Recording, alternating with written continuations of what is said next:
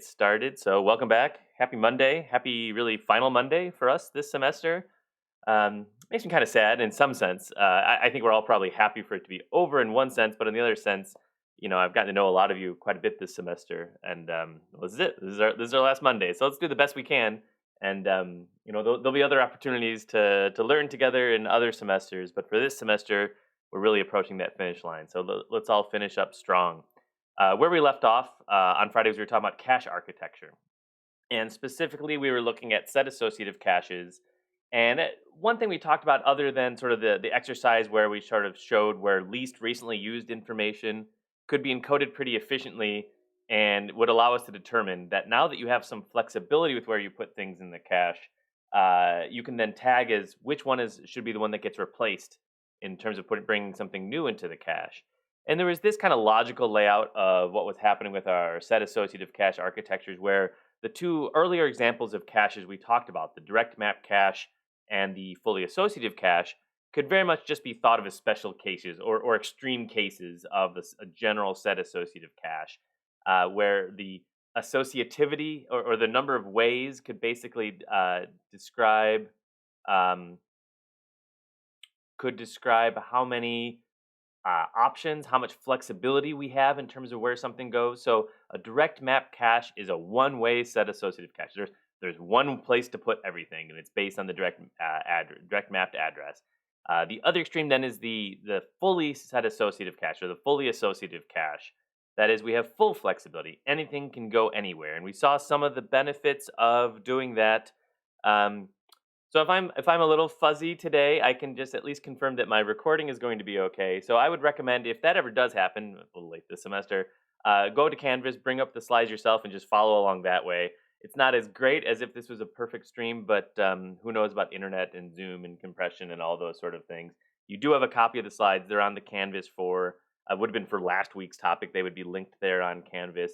So definitely open those up. If you can't see what I have, just have it up in a separate tab open so you can still hear my silky smooth, reassuring, relaxing voice, but then you can see a higher resolution version of the slides behind me here. Um, I've lost track. That's fine. Okay, two extremes: direct mapped, which is otherwise just one way set associative; fully associative, which is n way set associative. However many blocks you have, they can go anywhere. Then we have these in betweens: two-way, four-way, eight-way. It's almost always going to be a power of two as we talk about these cache parameters, and that's because that allows us to grab just the appropriate bits out of our address field, as opposed to having to do the divisions and the modulo math and things like that for us to figure out where things go. So on Friday, we went through that exercise of a two-way set associative cache where we basically said, okay, there's two places that it can go. How do we walk through this example to figure out what gets replaced? And we did see at least some of that flexibility, even though this was a toy example with two entries in the cache, where A, to start with, potentially was on the left block, and then later on, based on how it got replaced and which became the least recently used item, it actually moved over to the right block later in time. In a direct map cache, you would never have that. A would only ever go to one place in the cache. It's either there or it's not. You check quickly and you're done. Two-way set associative cache, that means we check two places. And what I mentioned on Friday, and now that we've gotten to this point, I actually think this more architectural diagram is a better way to view what's happening in your set associative cache. They are equivalent in terms of what they were describing, but that logical view where it just kind of looks like a little table, I think is a little bit harder to grok than looking at just the architectural view of, okay, it is really for our two-way set associative cache, it is two direct mapped caches.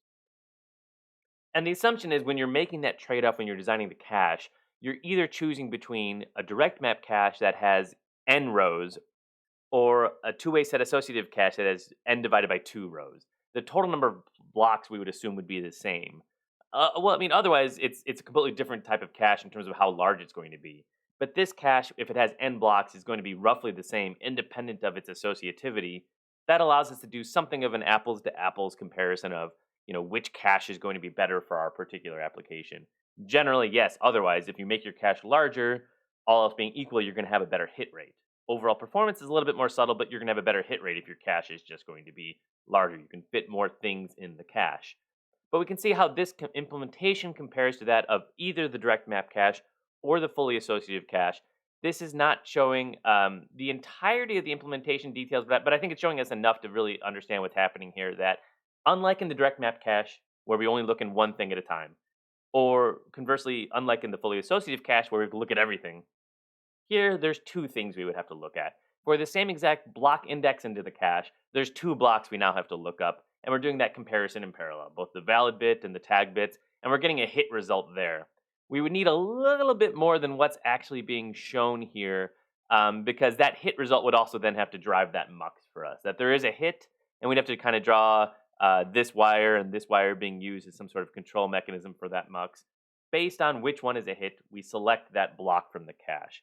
And this is separate from the mux that would be the case if this was a wider block size, where we would separately have a mux for, we have 64 byte blocks and we only want one of those bytes. We would have a separate 64 to 1 mux for that, which we showed for those spatial locality. Um, that is a very important question. Okay, so let's talk about that, because you know what, definitely if you're concerned about that, we should talk about that first.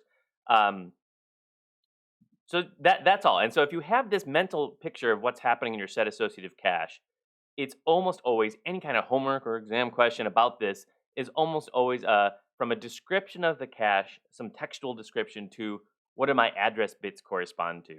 And I do believe that if you have that address mapping of, oh, it's these middle k bits that are used for the index, figuring out where or if something is in the cache is just a matter of, indexing into it, doing a lookup and determining what is in that location at the time. And the remainder of those bits are for the tag. If you don't have this mapping, if you don't know, where things are going to be fitting in my tag index block offset, then you're gonna struggle a little bit to kind of visualize what the cache is doing and try to trace through the cache's activity. But that's my summary for this topic of caches. So we have larger block sizes, which was ancient history, all the way a week ago Wednesday, um, where just by making the block size wider, we get to start to take advantage of spatial localities. And then, as a complementary topic, this idea of increasing the associativity of a cache, multiple copies of that cache, allows us to have more flexibility in terms of where we put things, should lead to fewer cache misses of a type that's referred to as cache conflict misses. A miss where there's just two things that would otherwise map to the same exact block in the cache, and our application just so happens to want to have both of them in the cache at the same time, but it can't. And it just can't because they map to the same location. In our set associative cache, then they can. We have at least 2 or 4 or 8 places we can possibly put something that has the same block address. We get that extra flexibility at the cost of some extra hardware there. Fully associative being that extreme example where there's a lot of extra hardware. Maybe the trade off's not worth it in all cases. But for a 2-way, 4-way, 8-way set associative cache, seems like it's a worthwhile trade off of a little bit of extra flexibility for a little bit of extra hardware for implementing our cache. I want to talk about write performance of the cache, which there's been a lot of questions about that, but I think based on some other questions we've received, let's talk about our exam and where we are in terms of our calendar for the remainder of this semester. I believe this is correct. Canvas is always our guide. I triple check things on Canvas and only double check things that go into the slides here. Today's the 16th, which normally I would say it's November 16th. There's a lot of semester left to go. Take a nice Thanksgiving break and rest up and come back, and you'll be doing great when we get back from break. Instead, we're just grinding out to the finish line here. So that's where we're at. We're actually not going to get to a lecture 12 this semester, and that's okay. But continuing on and just finishing this cache topic on Wednesday, that will be the last lecture of this semester. And then on Friday, we will do our exam review. It'll take a very similar form to the first 2 exam reviews. I know sometimes students want me just to say, please give me the answers to all possible questions, both on this review as well as any questions you may ask. What I'll do is I'll walk through my philosophy of what's on the exam, give some hints and preview of the exam, and then we'll do a couple questions together. One of the TAs had suggested he would do a separate prep session sometime later this week, and then he could use those practice questions for that as well. That could be a good use of your time. I provide those practice questions for you to practice them. So I think it depends on how you learn. If it's just passively where you can learn where someone's telling you the answers or how to do things, that's fine. On the exam, you're gonna have to be actively doing it, and so practicing that is probably still your best bet versus me telling you what the answers are. And then as correctly determined in the chat, our exam is this Saturday, the 21st, at 7:30 in the morning. I'm not happy about it. hey, may still be in my pajamas. I don't know. But it's 7:30 in the morning, and at least that means you're done with the exam at that point, and you have other things you can move on to in life after 9:30 in that morning. It is 7:30 to 9:30. It is a 2-hour exam. I have scoped it out. I have timed it as best I can so that it could have been an in-class 50-minute exam. So I do believe, and I think it was less of an issue for the previous exam as well. I do believe you'll be able to get it done. Whether you like every single answer you submitted at the end of the day, I do believe every single student will be able to get the exam, 100% complete, and you'll feel like you've given your best on every question versus having to compromise. Um, and then we have this kind of unfortunate end of the semester the following week, in which I gave everyone that extra week to work on their projects, but technically the semester's over at that point. So you've seen, I think, several posts I've had on Canvas and Discord about how these projects are needing to finish up. We know we're very much in the spirit of compromise. That I want everyone to just try their best on Project C. If you get the software scheduled pipeline processor working, that's pretty good. You should feel pretty good about that because it's not trivial. I mean, as many of you have found some problems with just understanding what it means in practice to pipeline those signals versus just looking at a textbook picture of how to pipeline those signals. And even for that, then the demo will just be in your report, provide strong evidence that your code is working, that it's actually implementing that software scheduled pipeline, and to get that submitted with really no extensions that we could possibly allow by next week, by technically the end of the semester. I actually have a little bit more time than that to get grades submitted, but I will not have any TAs after that point. So I have to get things done essentially by the end of next week. So that'll be it. Any questions about that schedule before we move on and start talking about writing to our cache? Most importantly, this Saturday. Be there, please. I don't have to deal with that. I know it's 7:30 in the morning. Set 2 alarms. Set 3 alarms. Um, I don't know. I don't know how else to have you get there. But I'd really like everyone to be there. And the way I did these exams is, Iowa State calls that a final exam. I have to refer to as our final exam time. They are three equivalently scoped in terms of an equivalent number of points exams. So we've had three exams. I'd rather call that midterm three, but we can't call it that. So it's exam number three. They're all worth the same number of points, and I'll be dropping whichever is your lowest of those three. And a few of you came to me and suggested, well, I did really well on exam 1 and exam number 2. Can I just not show up for exam number 3? And the answer is technically yes. That just seems awfully risky to me. So I feel like you should still come and try, even if you feel like you're happy with your exam score so far this semester. But yes, I'll be dropping the lowest of those three. And if that so happens to be the third one, um, so be it. I still think for a lot of you, it'll be that first exam you'll wind up dropping, I think. I don't think the exams have gotten any easier or will have gotten any easier, but just you know what to expect now. You're just getting more comfortable with reading my mind and understanding what I'm trying to say when I ask questions and responding to those questions. Um, the other thing I did for exam 3 is I think there's only now one sort of auto graded question or a question that I attempted to auto grade, and the rest are just short answer or small, you write your thoughts, you explain yourself to me type questions because it didn't work very well in the last exam. So we're all learning as we go and are doing these exams this semester. So I do expect the scores, generally the averages, to go up as we go from exam 1 to 2 to 3. Um, but yes, you get to drop the lowest one. So you should do better on exam 3 than exam 1 and exam 2. But we all have good days and bad days, and if your circadian rhythms are all messed up by getting up an extra however many minutes earlier and taking an exam when you're normally still asleep, that can impact you as well. Other questions about the exam? Yeah, and this is something we've talked a little bit about to the extent we consider the exams cumulative or not. In my mind, these are cumulative exams. In that I think for us to appreciate cache questions, we have to understand architecture, and understand them in the context of microarchitecture and assembly language programming. And I think they all tie together personally. And to understand pipelining, you have to understand the single cycle processor. And to understand any of that in the context of MIPS, you have to be pretty fluent in MIPS. So to me, it's all cumulative in that sense. But very much so, the questions on Saturday will very much reflect these last 4+ weeks of the semester that we spent together after exam 2.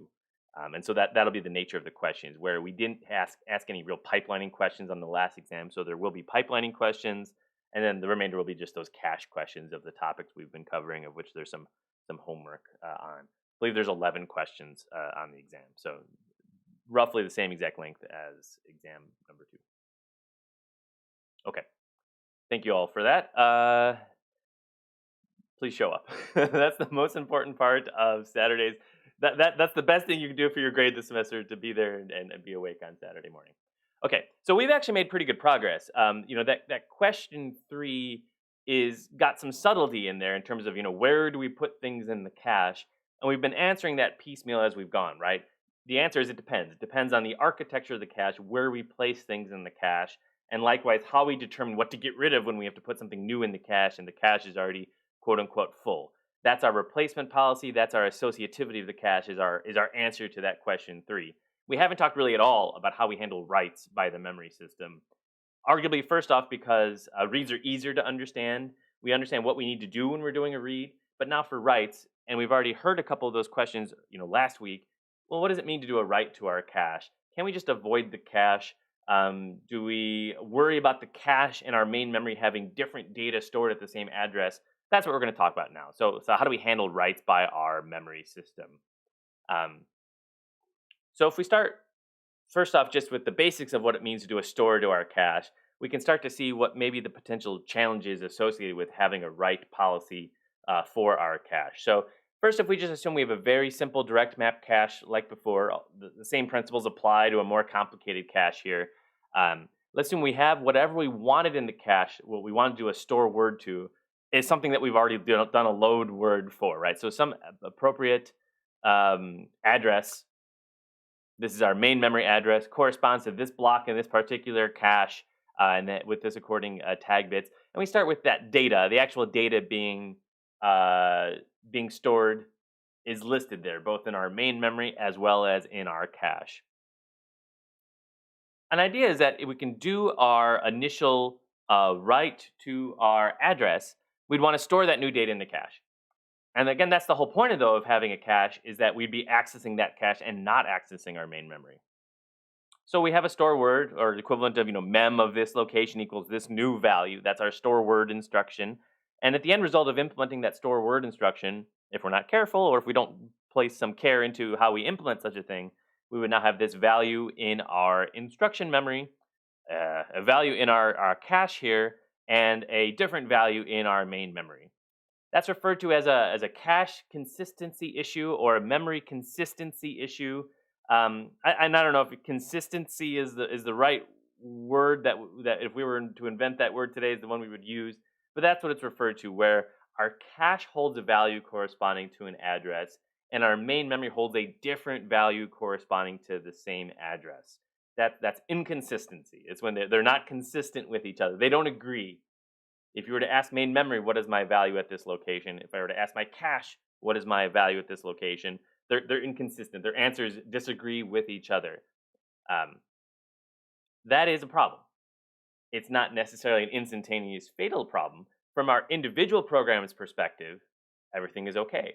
We have a request that goes to memory. We have a load word followed by a store word, potentially followed by an additional load word. And as long as from the program's perspective, we are returning the quote unquote correct answer, the most up-to-date answer, from our program's perspectives, everything is fine. From our larger system's perspective, though, that is a problem that we have to be aware of at the very least, where we have to recognize that there could be a lot of other things happening in the system.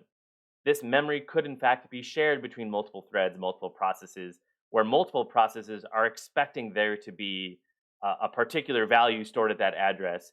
And now, depending on which process does the read and where they do the reading from, they would have inconsistent results. Your different programs that are trying to share data would disagree about what the various what the data at that location should be. That in and of itself of multi-threaded concurrent systems and memory consistency models is in fact a very, very deep topic that doesn't have capital T true solutions for it. There's just series of compromises that are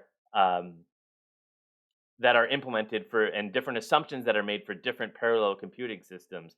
We won't get into that in this course. In a 581 type course that would get into it, you would also see that a lot in a high performance computing course where there's hundreds of thousands of processes or threads, and they are sharing some data, and how do you ensure some sort of consistency between the different threads in the system, that they're not overriding each other's data, that they're not disagreeing fundamentally about what the result should be. But there's trade-offs always of performance and correctness of your code for those different memory consistency models.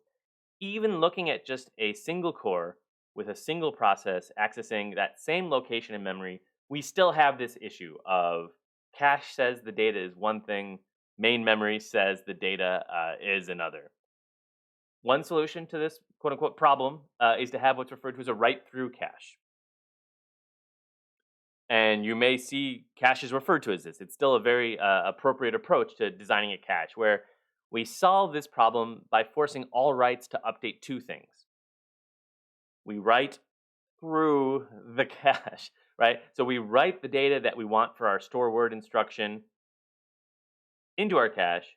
And in the process of doing so, we're also writing that value back to our main memory. Simple in some sense to implement. Your cache controller has to be aware of the fact that this is the design that it's being implemented. And it keeps, within a relatively short period of time, keeps your contents of the cache consistent, the same as your contents of main memory. I don't know about my grammar in this question here. Maybe I was going for my Italian heritage here. Why is this not so good? Why is this not a good approach necessarily? Why is this not so good? Thoughts? Writing through the cache.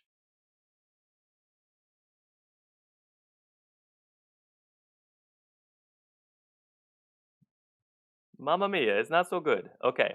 No quick thoughts on that. Yeah. Okay. Great. Okay. Collectively, we got that. All right. Thank you for humoring me there. Um, in some sense, it defeats the purpose entirely. In some sense, right? The whole point of having a cache is not to have to do that, right? Is to not have to go to main memory for my accesses. And I'm telling you that for this design choice for a cache, for the right path for a cache, we're saying when we write to the cache, and reads and writes are roughly equivalent, right, in terms of our frequency of happening of instruction access.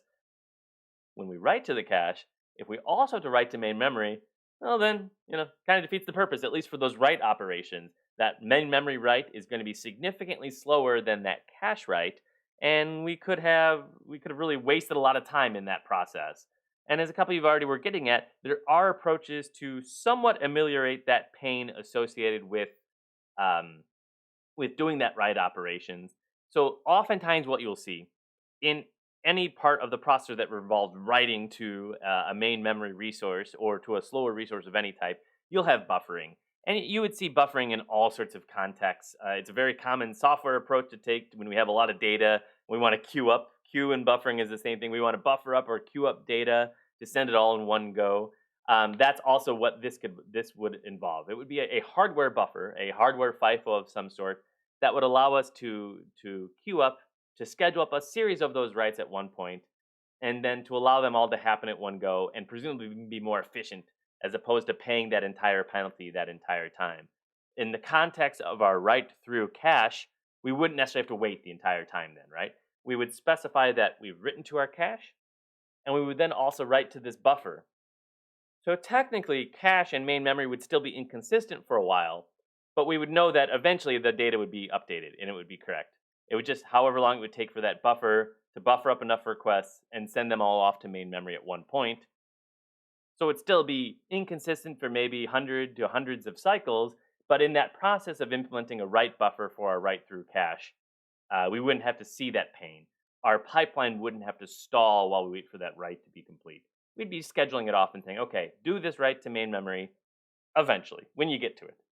When you have time, when there's no reason not to do it, let's do that write, that buffered write to memory. This view of two different communicating components is fundamental to computer architecture and fundamental to embedded systems as well, and software systems also, to be frank. But you've maybe seen it in a 288 context. You would certainly see it if you were to take 480 or 488. Buffering data like this is a fundamental thing that we have to do, where we have a producer and a consumer. Some component that wants to write a lot of data, and another component whose job is to consume that data, to read that data. And it is extremely common that these things in your system just don't operate at lockstep speed. One is faster than the other. In the case of our cache and main memory, that's definitely the case. We will be able to write to our cache significantly faster than we could write to our main memory. And so you have that producer, which would be the cache in this case, and our main memory would be the consumer, operating at, you can think of them as different clock frequencies, or just operating in different throughputs. They can handle different data rates between the two of them. And having some sort of either software buffer in the software case or some actual physical hardware buffer is a very common solution for doing that. For telling the producer, you can give me values until I'm full. So if you've learned about data structures and learned about FIFOs, we tend to implement those in hardware for our embedded systems or in software when we're dealing with network software systems so that we can do some rate limiting of that producing operation. It's not magical, it's not free. Just because you have a buffer doesn't allow the producer to produce values as fast as it would possibly want to for a consumer that's not as quick, but it gives you a little bit of that buffer, right? It gives you a little bit of that extra time or leniency in performance so that the producer can produce values and presumably it's a burst operation. We're not constantly writing to our cache. We're periodically writing to our cache. Maybe 10% of every instruction is writing to our cache, or 5%. Fine. That buffer allows us to hang on to that data until the consuming process, or the main memory in this case, is able to grab those values at its relatively slower rate. And we implement that usually using a hardware FIFO or a hardware buffer in which we don't just stream data out. We first would then be checking, is this buffer full? If the buffer is full, then maybe now we have to stall in our write through cache because we want to write from our cache to main memory. But if the buffer is full, there's nowhere to put that write request. So we wait until the consumer, the main memory, has grabbed those values, and then we can continue to write things. And you'll see it's just an extremely common way of just doing synchronization across components in any embedded system, and certainly in an architectural system where you could have as many as 15, 20 different clock domains in your circuit is a very common way to support transmitting data reliably across those different components because they're all operating at different speeds, and we have this producer-consumer relationship very commonly between those elements there. Long story short, for us in our write-through cache, the cache would be the producer, potentially generating write values at a relatively quick rate at processor clock frequency potentially. Our consumer is our main memory, which is slower, at least has a longer latency associated with it. And by implementing instantiating a buffer in between the two, a FIFO between the two, it allows us to buffer those write requests so that while there is ultimately we pay that entire latency of doing that write to main memory in our write through cache organization, the pipeline doesn't see that latency. From the pipeline's perspective, we did a write, it got put into a queue somewhere, it will eventually go off to main memory. Good enough. Only when that queue fills up we'd have to stall and wait and then feel the actual latency associated with that write through request. I've advertised it enough times, and I don't know if this is a good advertisement or not. CPRA 480 is just filled with buffers. So here as we're trying to get a design working on an actual FPGA chip for that class, you're just constantly having to buffer data. There must be 40 different FIFOs in the design as it currently sits, because we're just constantly having to hang on to data, have a process that's separate from the other ones that's consuming values at different rates. And the nice thing about them is they're relatively easy to work with. At least for FPGA-based designs, you just instantiate a buffer object and you check the full flags and the empty flags, and that's it. You don't have to do that much. Your state machine is relatively simple for interfacing with those. So that's the write-through cache. And even though the buffer does help prevent against paying all that pain associated with the write-through cache, we still kind of believe that it's not so good, right? There's still some limits to doing that. It defeats at least to some extent still some of the purpose of having a cache in the first place for those write requests. We're caching data, but we're also potentially paying that penalty associated with a main memory access. So in contrast to write through caches are referred to as write back caches. And this one we do need to focus a little bit more on because while it is a better approach, it requires a little bit more um, thoughts associated with how we would actually implement that. So Seth, you're 1,000% correct in your statement, by the way. So that's 100% the case. That in 381 we're always adding a mux.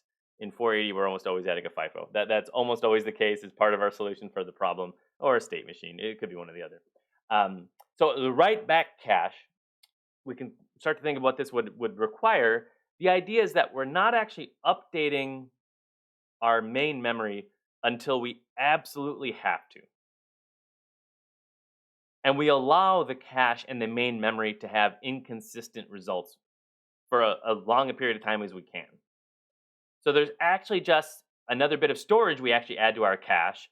The metadata is starting to add up a little bit here. This is not even showing, the least recently used information, but in our blocks, this is a direct map cache, we already had the valid bit to check, is there anything valid in the cache? We have the tag bits to disambiguate what is in that location in the cache. And now we have the dirty bits that we have in the cache to mark whether or not what is in that cache location is inconsistent with what's in our main memory. Sounds kind of awkward referring to dirty bits in a cache, but that's the term that we use in computer architecture, so you have to use that term as well. And so the cache block, the entire block itself is marked as being a dirty block to indicate that we have that inconsistency. So the idea is we have this bit here that we add now, and every block would require to have its own dirty bit associated with it. That just reminds the cache controller what's here is different from what's in main memory. We eventually have to update main memory. But unlike in the write through cache where our philosophy is, hey, do it right away, go send off to our buffer, in our write back cache, we're saying only when we absolutely have to write back to main memory do we actually do that write back to main memory. And when do we absolutely have to do it? When would be the absolute last time we could possibly do that write back to main memory? What would be our trigger to tell us, oh, we should actually write back to main memory now? I mean, sure, when the program's done and all of that, right? But arguably you don't need it at that point anyway. But certainly, when we're finally done with it, yep. But when we have to replace that block in main memory, now we have an extra little step we have to do. Okay, absolutely. We don't need to actually push that value back to main memory until we absolutely have to. And when we absolutely have to is when this cache block itself is going to get replaced. When something else is going to index to the same location in the cache, we're going to have what's referred to as a conflict, right? We're going to have a cache conflict. And if it just so happens that the value that corresponds to our conflict was a value that we had updated, this is not looking really great here. Hold on one second. Was a value that we had updated, had that dirty bit marked as high as 1 for that block. New read comes in. It could be a write as well, but a new read comes in. It's going to replace the block that we had marked as the dirty block here as a value that was inconsistent between our cache and our main memory. Then we have to make sure we write back to main memory. So now it becomes a multi-step process. That this instruction that had nothing to do with that write operation, that corresponds to a completely different address, is going to just so happen to be overwriting our block in the cache. When that happens just depends on what our address string is, right? What our address pattern is. If it's set associative, it may take a little bit longer. If it's direct map, it'll be whenever that block index is exactly the same. We want to update that value in the cache. Our cache controller doesn't just obliterate what's in the cache. It first now has to check what's in that location in the dirty bit and say, oh, by the way, this value that you're in the process of overwriting, cache controller, actually has a value that we have to push back out to main memory. So go do that now. So the write through cache says, go do it right away. The write back cache says, only when you make me. Only when my program's now going to be truly wrong and I'm going to lose information do I write back that value into my main memory.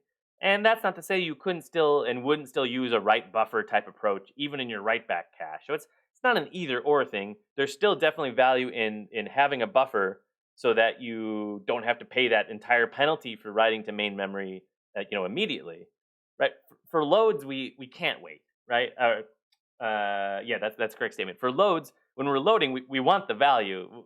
There's nothing to buffer. We have a load instruction. The instruction is not correct until we have the right value back. But for stores, It's only until we have that next load do we actually need that value, right? And that next load could be immediately after, it could be a billion instructions after. We don't know necessarily. So those buffers still make a lot of sense, even in the write back cache, where we're delaying that write back as long as possible. There could have been several hundred store instructions to that same location. We're just updating this value in memory over and over and over and over again. In the write through cache, each of those would trigger a write to our buffer. But in the write back cache, we're just writing to the same location. Dirty bit is a binary thing. It's either inconsistent or it's consistent. So it doesn't matter how many times you write to it, just the fact that you've written to it once. I don't believe caches are smart enough to know if the write value is actually different or not. I think the write operation itself just triggers an inconsistency result in the cache. So we write to it as many times as we want, only when we now need to replace that value in the cache. We're going to lose that information then. We then trigger the write back. We then trigger our buffer. We send a new value to the buffer, but our processor can still continue because we've written that value back. The processor doesn't need that value anytime soon, presumably. We can continue on with the next instruction. So I think we got it. I mean, this is the big picture of write back versus our write through cache. So there's a new column now in our block. Already had valid, already had tag, already had some kind of hand wavy. Honestly, least recently used information per block index, 1 bit if it's a two-way set associative. Um, and now we're adding that dirty bit, a single bit indicating that this value is is inconsistent. It's not wrong. It's just a different value in our cache from what that same address would correspond to in our main memory. A couple of questions here I'm saying. So does the write buffer have to execute on every read from the memory then? Um, there's probably all sorts of micro optimizations that certainly textbooks don't really get into with regards to if I had a write to my write buffer followed by a read from the same address, is it smart enough to grab it from that buffer versus grabbing it from main memory? I don't know. I think presumably it could be. How that actually works in practice, I don't know. Um, and that dirty bit doesn't get cleared. That dirty bit would only get cleared when we'd have a read back into the cache, right? So we would have a read into the cache. That value on read operations would never be inconsistent with main memory because it's a read operation, at least for a single core, single threaded application case. So on that read, that would then clear that dirty bit because read operations would correspond to something that's quote unquote clean. But yes, as soon as you write to that value for the write back cache, we would have something that would be inconsistent. It doesn't matter after that initial write how many times you read or write to that same location, it would stay high that entire time. So big picture, I think hopefully you can see some of the big picture advantages of a write back versus a write through cache. Just in terms of delaying those write operations, delaying the times we have to wait for our main memory in the case of a write operation, and we can do that because we have a write operation and we don't need to know the value right away. For a load operation, we need to know that value. That's the whole point of the load instruction is to grab that value and do something with it. But for a write, we can potentially delay it. And even if we can't delay it by using a write back cache, we don't have to wait for main memory at all. We can say there's a value, it's correct in the cache, and from the processor's perspective, that's good enough. There's one other wrinkle with this, and I think sometimes for part of this, just keeping track of all the terminology is is a bit much. I think there's a lot going on here, right? We've talked about block sizes and set associativity and write policies and replacement policies, and now we're going to talk about write misses. What happens when you have a write request that misses in the cache?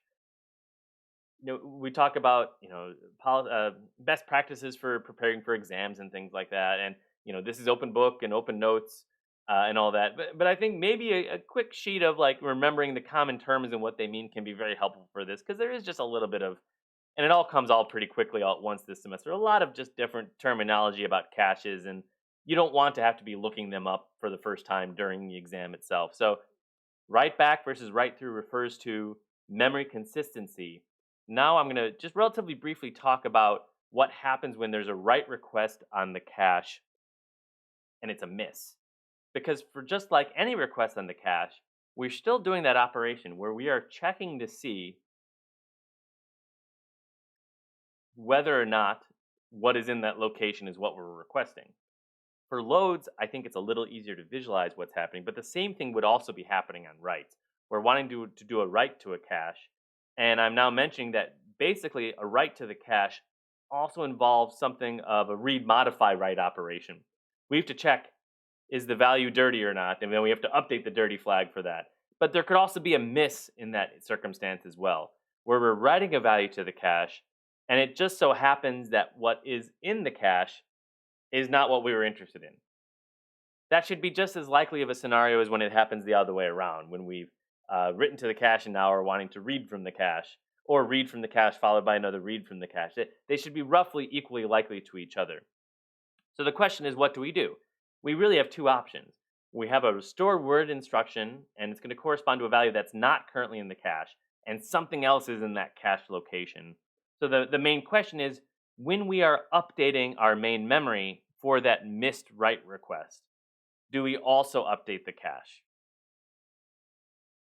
And the answer is that that's just a different set of policies we can implement. We can decide whether or not for that write that misses in the cache, is it worthwhile to actually have the cache hold that value that wasn't there originally? For loads, temporal locality tells us, yeah, we should always do that. We have to grab the value anyway. We might as well put it in the cache. But again, writes are a different thought process, a different set of trade-offs. For the write operation, we may never actually want to cache it. If we're just consistently writing values to memory and never reading them back anytime soon, having them in the cache would be an inefficiency versus an efficiency for our circumstances. So there's two different complementary policies, and here's where just all the verbiage, you have to start keeping track of what this means. But a write around cache or a write no allocate cache is exactly what it sounds like. When we have a write miss in the cache, we're going to write around the cache. We check, is the value we want to write to in the cache, and if it's not, we say, not interested in the cache for this instruction. Write no allocate, or writing around the cache. And we go straight to our write buffer, and yes, eventually that buffer will fill if we're writing so many values. But for that policy, we're recognizing that it's very likely, potentially for our application or application set we're interested in, that we're going to have many, many writes that are not going to be immediately used again. In which case, there's no point in having it loaded in the cache in the first place, right? Think of just initializing a large block of memory. This code example down there is good as any, right? We're initializing a large array in memory. Those are all write operations.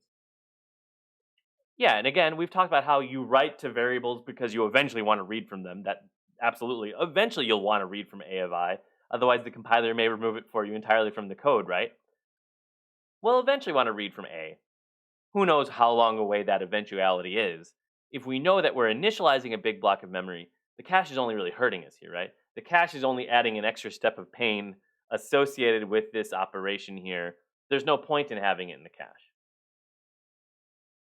We're not saving any time by having it in the cache. So a write no allocate or a write around cache would make a lot of sense for that kind of scenario. That's a very common scenario for your processor. The flip side of the write no allocate is the write yes allocate, or the allocate on write strategy, which would instead do exactly maybe what you would thought would have been the default case. Then on a write request that misses in the cache, we not only update our main memory, we also load that value into the cache. So if the data is needed again soon, it's going to be there. So if we have A of I being written to, followed very soon by A of I being read from, when we have that initial miss, at least that subsequent load or that subsequent reuse of it would be there available for us in the cache in that case. So write unallocate or write but don't write to the cache on allocate. One's referred to as a write around cache. We're skipping the cache and this is only for those misses. And the other ones we aren't skipping the cache for those misses. We're going to actually make sure we update the cache as well on those misses. This gets a little hairy because you have to kind of start walking through the logical steps of what happens on our memory request. Originally, we treated this as kind of a simple thing, right? Well, just check the cache. My value's in the cache or my value's not in the cache. It's not quite that simple, right? Because now there's several things that are going to be happening on our write request. We're going to write to the cache. We have to check, is it in the cache or not? If it's not in the cache or not, we have to now decide, this isn't a dynamic decision. This is a cache design time decision, but we have to decide our policy for whether we're going to want to put this value in the cache or not that we're writing to. If our answer is yes, that we are going to put this value in the cache, then because of our write back versus write through caches, we also have to potentially decide if what we're replacing the cache also has to be written back into our main memory. So it's not as simple as just doing a lookup and just storing the value there. We have to actually have basically a state machine that we're following that says, based on our policies and based on the metadata associated with each block in the cache, what do we do when we get this request that comes in? And typically, this is not something that can be completely satisfied in a single clock cycle. Modern microprocessors have that memory write, memory read stage take multiple cycles, um, because the real world's a lot messier than our simple idealized memory that we have for our data memory here. We have to, at the very least, check, do we need to flush anything out to memory, check if there's a miss. All that's going to take several cycles to implement here.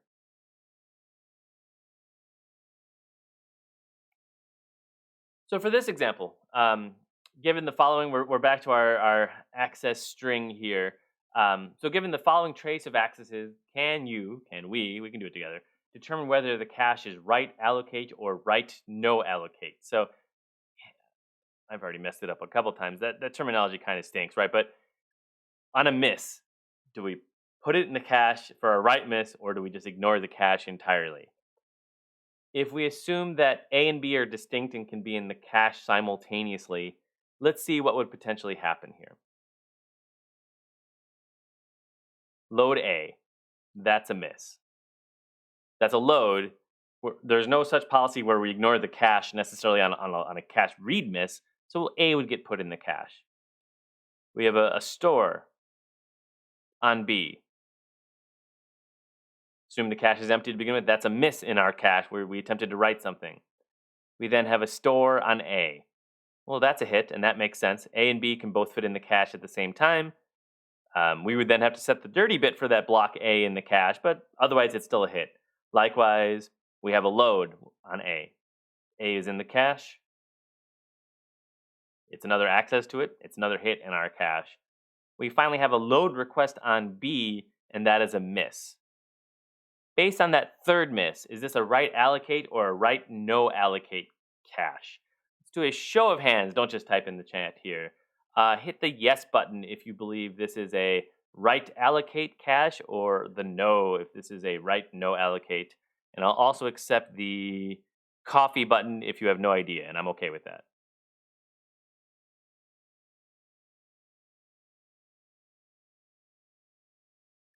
57 of you here. So let's take 30 seconds. So with that traces, A and B start off as misses, but then presumably at least A we're guaranteed to have in the cache. The question is really, is B in the cache or not? Because we had that write request.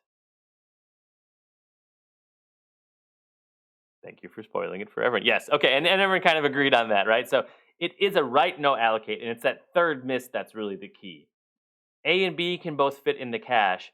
If it was a write allocate cache, meaning put it in the cache on a write miss, then B would then be in the cache after that initial write miss. B is not in the cache after that initial write miss. And we know that because there's an updated request to that same location B, and it's a miss. And if B had been if the cache had been a write allocate cache, B would have been there. It's not. So it's a write no allocate, or a write around the cache. Only after subsequent loads is our value of B finally in the cache, and then that's when we get our hit on B there. Questions about that? So we're getting there. Where I'm going to leave off, and this is AMD Opteron. This was modern, 15 years ago. You know, the importance of cache really can't be understated. Can't be overstated, I guess. It can be stated just the appropriate amount. In terms of your hardware real estate on modern microprocessors, a significant percentage, and it's very close, if not a majority, in modern microprocessors, is cache. You can tend to see it when you look at the die photograph. It tends to have a very regular structure to it because it's large copies of effectively the same exact thing, right? The different blocks in our cache. So in terms of understanding performance of microprocessors, there's a lot of things, of course, that go into it. But in terms of where we spend our transistor real estate budget, this has historically been seen as a very good investment. In terms of by adding more cache, all this, and it's more than 50% on this chip, by spending this much, we're trying to prevent those painful accesses to our main memory. What we'll do on Wednesday is we'll look at a little bit of what does this mean in a real system from a performance perspective, how we can stagger multiple levels of cache, and how we can then estimate what our actual performance impact would be by having those multiple layers of cache. I haven't gotten the question of is this going to be on the exam or not, but I think as of today that's probably sufficient. This is what homework questions basically get up to as well. So we'll talk more about cache on Wednesday, understanding the performance equation associated with cache, but I won't ask you about that in the exam. So come on Wednesday just to learn more, not because you feel pressured to for any exam purposes. Otherwise, let's leave things here for today. No office hours for me today, but um, I'll be around, so just ping me if you want to chat about anything, and I'll be happy to chat. Just I happen to have a meeting right here at 10 o'clock. Otherwise, please keep hammering on Project Part C. Let's just get this done, and let's just finish strong. And okay, otherwise, I'll see a good chunk of you on Wednesday. Thanks.